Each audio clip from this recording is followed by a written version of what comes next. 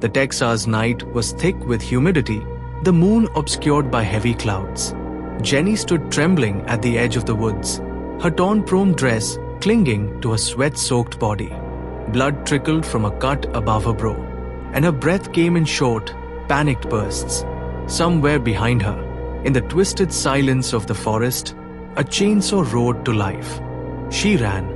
Branches whipped her face as she crashed through the underbrush, heart pounding like a drumbeat of death.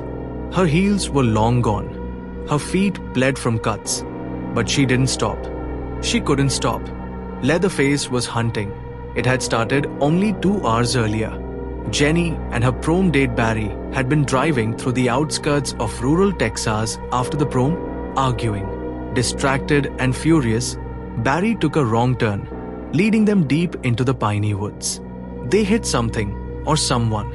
In shock, they found themselves facing a pale, battered girl who begged them to flee before they come. Seconds later, a tall, skeletal man in a leather trench coat stepped from the trees and shot her in the head.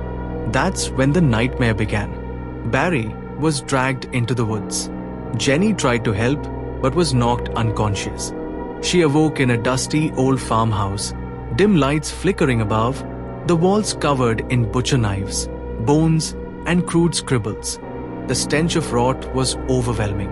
An old woman in a tattered nightgown murmured incoherently beside a dinner table set with rotting food. A suited man with a cybernetic leg named Vilmer stalked the room, unpredictable and violent.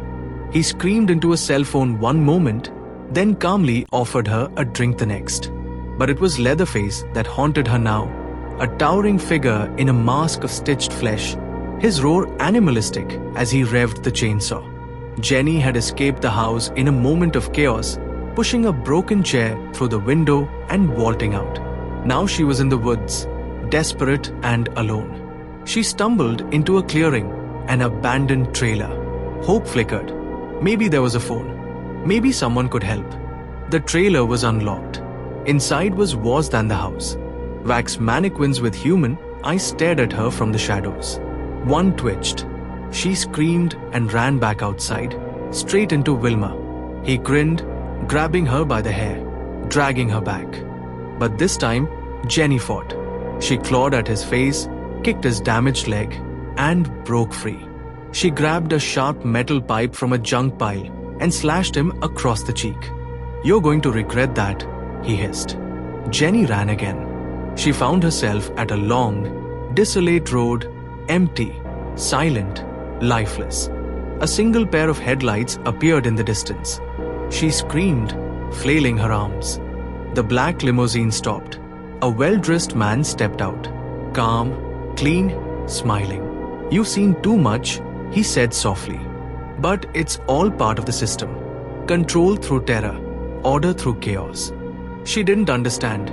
He waved his hand, and Vilmer and Leatherface stopped. Just stood there, waiting. He opened the car door. "You want to leave?" he asked. "Get in."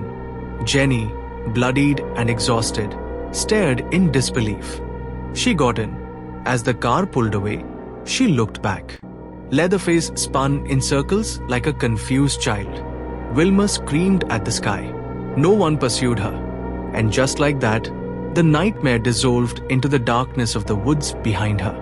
But Jenny would never forget what she saw that night. Because monsters weren't just real. They were organized.